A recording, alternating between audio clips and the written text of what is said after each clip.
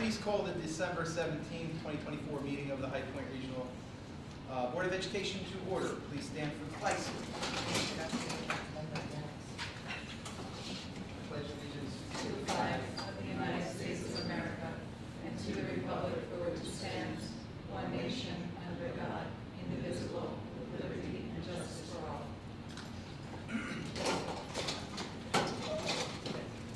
Our Open Public Meetings Act statement, the New Jersey Open Public Meetings Law, was enacted to ensure the right of the public to have advance notice of and to attend the meetings of public bodies at which any business affecting their interests is discussed or acted upon. In accordance with the provisions of the Act, the Board of Education has caused notice of this meeting to be published by having the date, time, and place thereof posted at the Augusta, Branchville, and Sussex post offices, and notice sent to the New Jersey Herald, the Sunday Herald, and the clerk of the boroughs of Branchville and Sussex, and the townships of Frankfort, Lafayette, and Montage. Mission statement. High Point Regional High School, in partnership with staff, family, and community, is dedicated to the quest for individual excellence. By fostering high standards of achievement, we prepare students to become responsible and productive members of a diverse society. May I please ask for a roll call? Mr. Conforth? Here. Mrs. Diaz? Present. Mr. Dunn? Here. Ms. Orsi? Here. Ms. Palisek? Here. Ms. Schuman? Here. Mr. Dona? Mr. Van Stone? Here. Ms. Wise? Here. Dr. Ripley? Here. Motion will now be made that the High Point Regional High School Board of Ed enter executive session to provide an update on legal, personnel, and negotiation items which are exempt from public participation pursuant to New Jersey Public Law 1975, Chapter 231, Open Public Meetings Act. Any discussions held by the board which need not remain confidential will be made public when appropriate. Minutes of the executive session will not be disclosed until the need for confidentiality no longer exists. The board will reconvene in public session in person and virtually at the conclusion of the executive session. It is not anticipated that any action will be taken. I'll make that motion. May I have a second? Second. All in favor? Aye. Any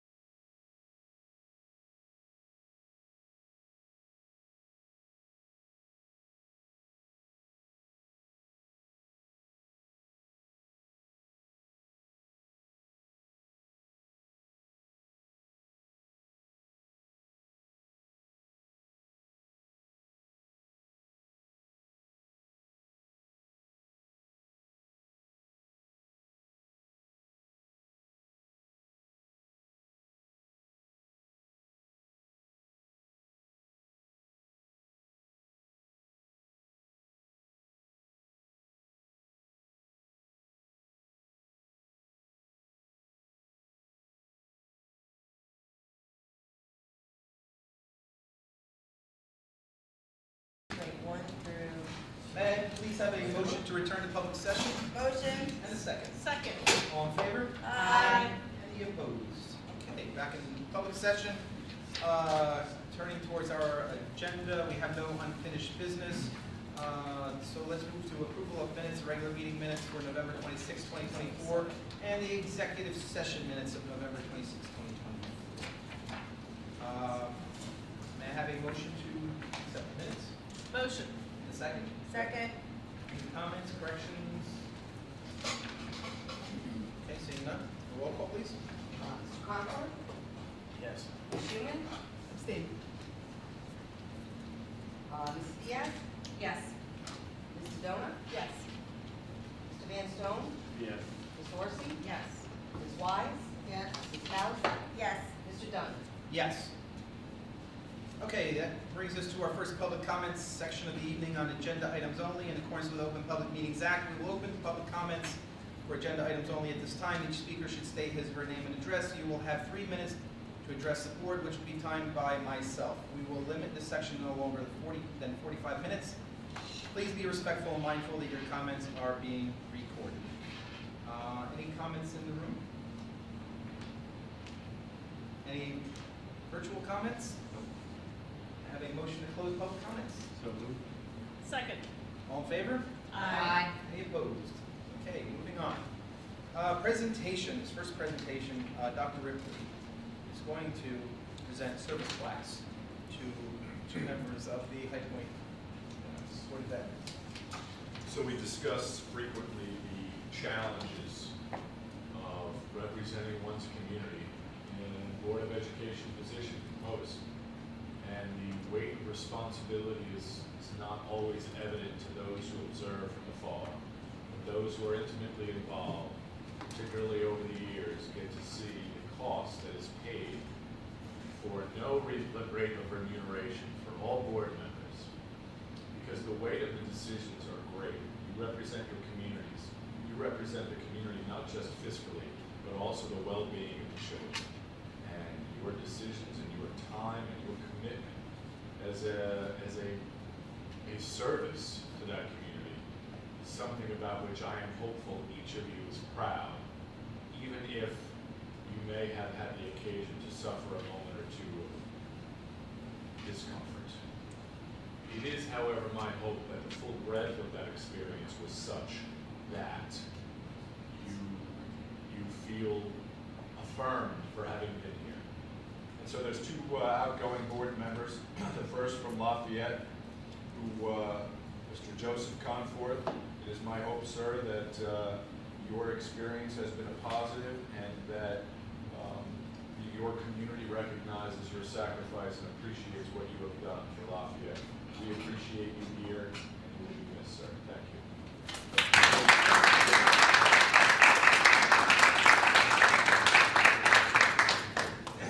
If I could just say a couple words. So, I've personally known Joe for decades. Having the opportunity to serve on a board of ed with him the last 3 years, seen a side of the level of dedication, of stick-to-itiveness that I maybe didn't see as just friends. And I appreciate very much that you were here present and stuck with it and really added to our discussions in a valuable way. So thank you very much. I'll be seeing you. And our outgoing board member from Frankfurt, Ms. Gail Tadona, who is an educator herself. Believe it or not, it was brought up a few years ago that she and I actually worked together for a few months when I was a substitute teacher, and she's like, yeah, I didn't even know who you were. But, you know, Ms. Tadona came in at a time of some challenges and was a stabilizing force, and one that I think is my sincere belief that your community and our district is stronger for your 6 years of having been on the board. And to be able to make that statement is something about which I'm hopeful you're tremendously proud, because I am deeply honored and personally thankful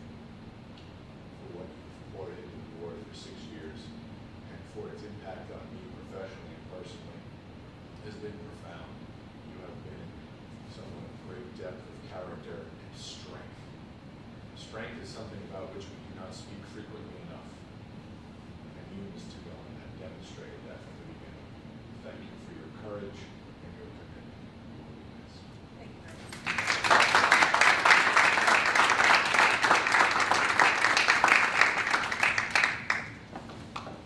I did not know Gail before she came on the board, but 6 years and we've become quite close, and we have seen a lot of board members come and go during even those 6 years. So I would say the last few years she's been my right-hand person on the board, literally sitting next to me here on the dais. And again, has added, you know, you like to have a group of people that all bring some valuable talent to the table, not the same talents. And, you know, there are things that I may have skills on, Gail's were a complement to that. And I would like to think that we have steadied a ship that was a little bit turbulent in maybe the beginning of those 6 years, and there's a level of consistency of purpose that we have because of what you felt this board did. So thank you very much. Thank you.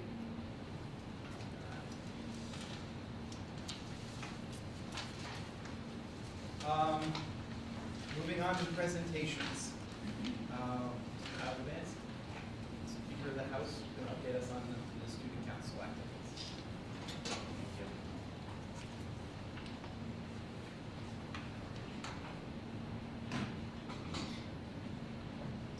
Good evening.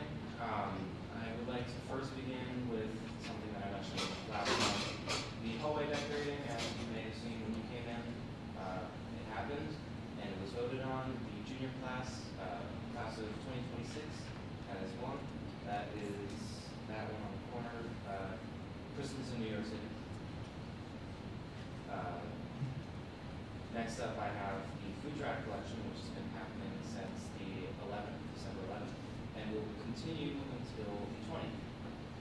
So any food that your students or parents or community members want to donate can bring them to the designated boxes in the front. And the big thing, which is actually already happening, is the Spirit Week, which will be, well actually I guess since it started, it's been happening since the 13th. And will continue on until the 20th, and then we have 2 days next year that are also part of the Spirit Week. It's a little bit of an extended week. So Friday, last week was Mad About Plaid or Channel Your Flannel Friday, so you wear a plaid or a flannel shirt, something along those lines. Monday was, unfortunately it was snowed out, but it was Merry Monday, so wear Christmas colors. Today, Tuesday, was celebration of the Festival of Lights. So that would be wearing blues, whites, silvers, and golds for Hanukkah. Wednesday is Ugly Sweater Day, so wear an ugly sweater. For Thursday, it is Tacky Tidings Thursday, so that comes with Santa hats, headbands, accessories, socks, jewelry, anything that you could consider a tacky tiding. Please wear that on Thursday. Friday is twas the night before Christmas, and all I wanted was a silent night pajama day. So wear pajamas or sweats to school to ease into the winter break. Also on Friday, we have the pep rally, and at the pep rally, we will have the marching band and the cheerleading team performing for the student body. And there will also be sports announcements for wrestling and for bowling and for, let me see the sport. That's basketball. Basketball, yeah. And the athletes will be announced, the seniors will be talked about, and it'll be a really great time. Along with that, we'll also have some games. So we're going to have Duck Duck Goose, and we're going to have musical chairs, which is always my favorite. And we're also going to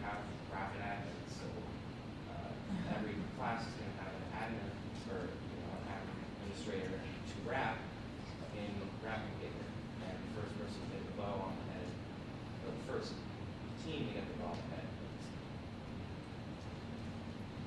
And then next year, starting on the 2nd, we have Thursday, which is Welcome Back Pajama Day, so another pajama day. Ziggy's out for the break. And then the following Friday is New Year, New You, or you just wear something. That's all I have for December, and I guess the beginning of January. Thank you.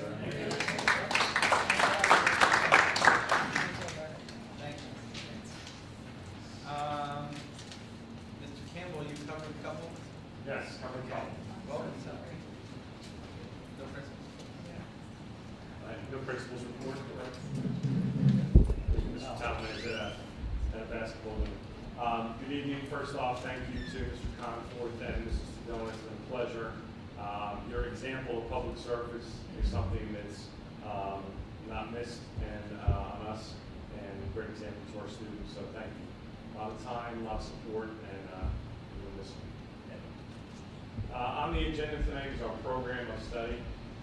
It's a fantastic document, and I think it needs to be because our curriculum, I truly believe, is second to none in the region, if not the state. Our ability to continue to run an amazing array of elective courses is really profound, particularly as we have had a contraction over the last 15 years of students. That's required our staff to really be creative and hardworking to sustain meaningful lively programs. So it's a great document. I want to thank our academic supervisors as well as Ms. Jessica Briggs from the Curriculum Office who created this document and who worked constantly to make minor adjustments to ensure that our courses meet student needs. In the document, you have all the state requirements, and we show how the requirements are met. And then we also show how, combined with electives, students can create a sequence in each subject to advance and get to a certain level. We're also committed to trying to find ways that students can regain their position. If they need remediation, we try and keep as many doors open as possible to our most advanced courses. So if a student in grade 9 or 10 isn't ready for the honors level at that point, we have pathways where we can get them to the most rigorous courses. And I think these charts are very helpful. The document also outlines the 7 colleges and universities with which we have partnerships. Every year we have more of our students taking college courses and earning college credit. I think we have more than 30 courses with SCCC, our #1 partner. We've got a great relationship with them. But we have 6 other colleges that work with us to provide those opportunities. We also have an increasing number of students that have a half-day schedule at High Point senior year and take morning or afternoon classes at the local college. So we're excited about continuing to expand those opportunities. Industry certifications is something that we provide mostly through our tech and business programs. And we also have a feature in the document that clumps or clusters together a series of courses that complement one another and can hopefully help parents and students think about how the combination of courses might help build towards a future college major or towards a career, and that's our pathways. Not a lot of changes this year. Some years we've got a dozen changes. These 4 courses we think will be popular. Civics is a course that has not run in many years, but we're offering it as a half-year elective. AP, African American Studies, is the most popular new course the College Board has offered in a few decades. Every year it grows in popularity, so we're offering that to our students. Animal behavior, we think the students will enjoy, and a business applications course that tries to provide access to things like spreadsheets and Excel at a more basic level. And I think there's a group of students that will benefit from that. When the board approves it, this document is easily accessible on our website year-round.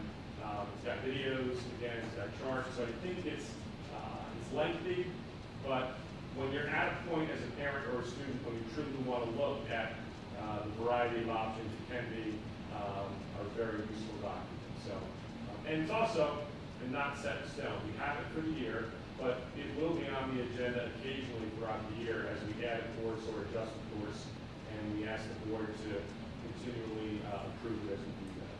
So that's our program status. Any questions on there? This document has evolved into something about which we're incredibly proud. It is something that when you go online and click on the videos of former students telling about how, about their career and about pathways to get there. I mean, this is a robust document about which we're very proud and something that hopefully the board is proud. I will tell you that there was a former director of curriculum who typed it up, submit that to the board as a paper document. Far less impressive than this. So we have evolved quite a bit over the last 15 years. And that's much to the personal technology, of course, has changed slightly since then. But the leadership of Mr. Campbell and the other administrators is such that this product is professional. So, sorry, could also add, we used to spend $1,000 on a software program called Lucid to create this document, and Ms. Jessica Briggs transferred the entire document through Google, and it's just as good and more accessible for us to make changes, so it's more current. So that was a great deal of work on her part, and it saved us that annual subscription cost. So happy to be doing it. If you ever do get the opportunity, if you have a few minutes looking through there, it really is quite something. So, as I think you've heard before, we have an AP capstone program. We were the first school in the county to offer it. We were, I think, the 5th in New Jersey. It's a 2-year program that has 2 courses. Typically in grade 10 or 11, students take AP seminar, and in junior or senior year, the second half, they take AP research. On the research level, the students engage in graduate level research, and they have to do a unique study on a topic that had never, in their particular way, been examined. They do a review of literature. They do all the steps that you would do to earn a doctorate, or to earn, in many cases, a master's degree in a rigorous program. These are the 5 standout students that will be presenting Thursday to our panel. Some interesting topics. And I want to thank my colleagues who serve 3 or 4 times a year as a panel to guide the students and give them feedback. Dr. Ripley, Dr. Zaremba, and Dr. Whalen have gone through this process fully and done their research, and this is what the students are modeling. So they have 3 examples in-house who've earned a doctorate. The IRB, we're very proud of this. Most colleges and universities, but not all colleges even have an IRB. We formed our own, and so we submit, we follow the national ethical norms that require you to be incredibly rigorous in how you treat human subjects. So you hear human subjects, you think we're going to be doing shock tests on people. Just a survey. Most of our students do surveys.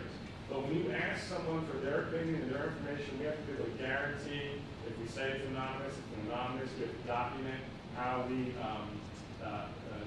destroy the results, when and where we do that, etc. So there's a rigorous process to make sure that we follow that, and the students understand that there's a serious ethical element to truth and ethics as they do their research. A really exciting part is we have 5 wonderful members of the community, of the county, who are all doctorate level, and they volunteer their time.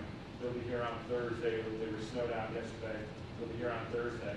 And they come in, all having done either PhD or an attorney as a JD, as a doctorate level. They've done their doctorate work and they guide the students as well.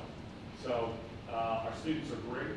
They're probably a little nervous here in front of a pretty impressive group, and they handle themselves incredibly well. And it's not just, they ask tough questions, and in many instances, the guidance that they give leads the students to take the research back and revise it and make it better. So we're excited about that. And if anybody here wishes to join us on Thursday, let me know. 9 to 10:30, there's plenty of seats available, so you shoot me an email. We'd love to have you as a guest that day. That's it. Questions? Great, thank you. Thank you. At universities and colleges, it's research that is done there that often gives and leads to prestige. While much less so on the high school level, it is my belief that it's far greater than Sussex County, where people are aware of the things that we're doing here. And I frequently hear from people around the state who are aware of things that we're doing. So it's very nice.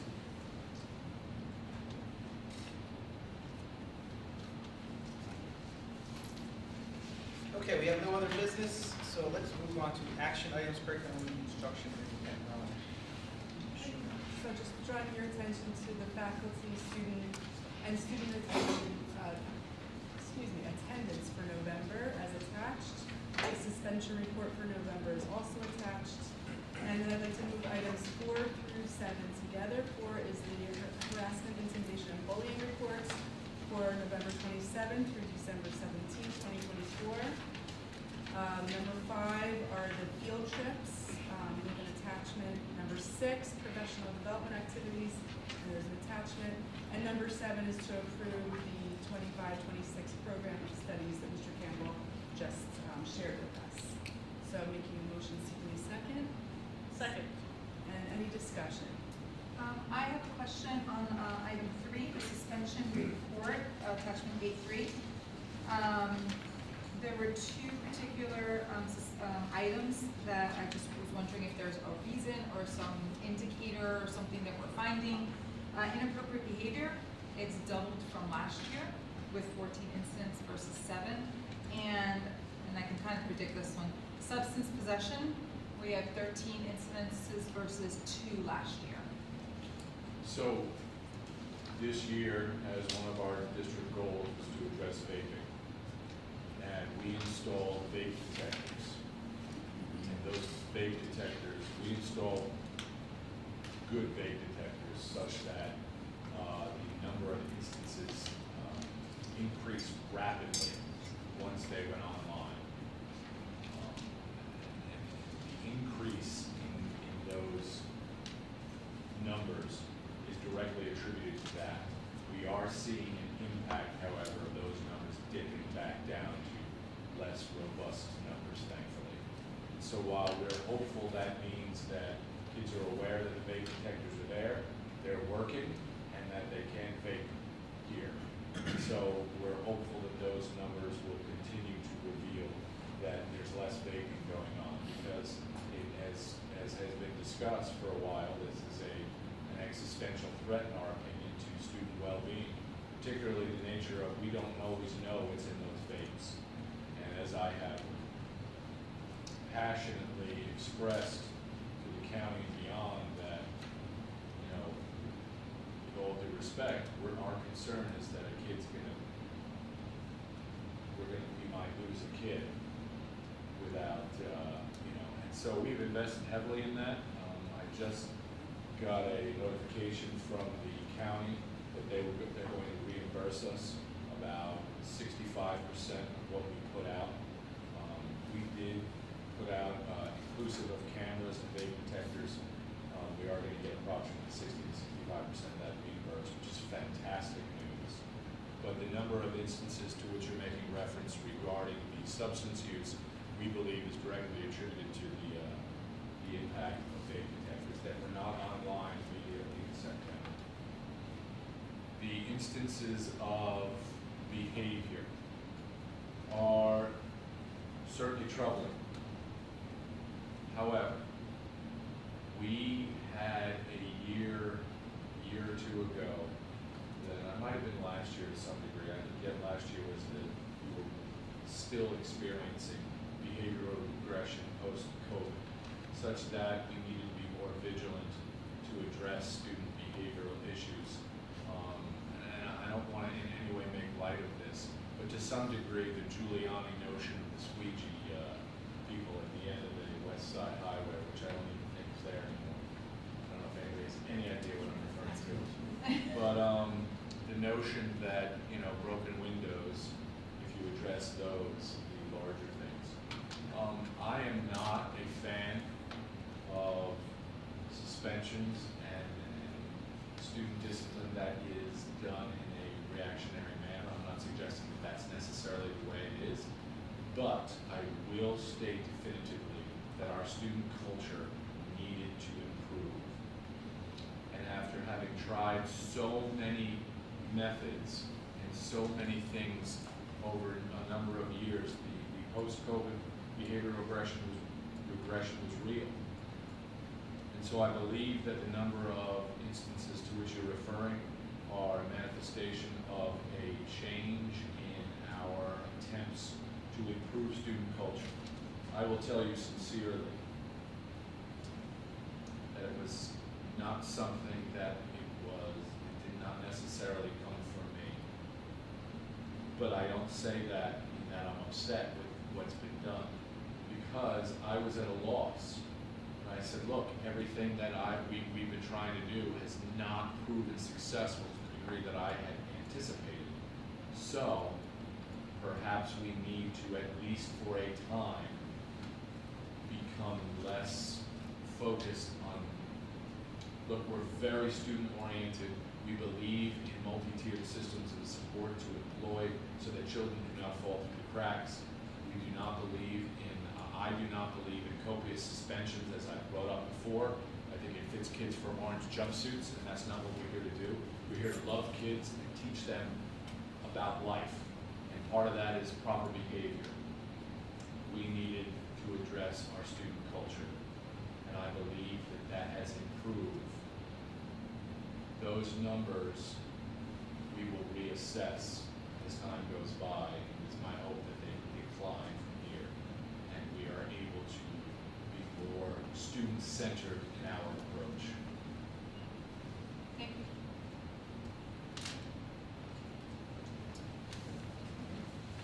Ms. Schuman? Yes. Mrs. Dolan? Yes. Mr. Van Stone? Yes. Ms. Wise? Yes. Ms. Palisek? Yes. Ms. Horsey? Yes. Mrs. Diaz? Yes. Mr. Conform? Yes. Mr. Dunn? Yes. Personnel, Mrs. Sedona here. Final personnel. There's no policy. What a shame. That's what I say every month. Yeah. All right, I want to move items 1 through 6. Number 1 is the recommendation to approve a student teacher. Number 2 is a recommendation to approve an extended medical leave for an employee as listed. Number 3 is to approve the substitute teacher attending safety training after school hours.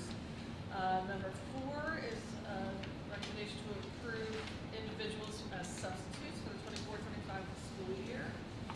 And number 5 is recommendation to approve the following 6th period assignments effective December 16th for the remainder of the 24-25 school year as listed. And number 6 is a recommendation to approve Justin Pecoraro, sorry about the name, to observe classes 1 day per week while he's doing his clinical field experience. Making a motion, seeking a second. Second. Any discussion? Roll call, please. Mrs. Dolan? Yes. Mr. Conform? Yes. Mrs. Diaz? Yes. Ms. Horsey? Yes. Mr. Van Stone? Yes. Mrs. Wise? Yes. Ms. Palisek? Yes. Ms. Schuman? Yes. Mr. Dunn? Yes. I will move the 3 items under extracurricular. Item 1 is a recommendation to approve Eric Carlson as a volunteer swim coach for 2024-2025. Item 2 is a recommendation to approve the creation of a first responders club with Mr. Jan Wright serving as volunteer advisor. And number 3 is recommendation to approve the following individuals as volunteers for the spring musical pending background checks as listed. I'll make that motion. May I have a second?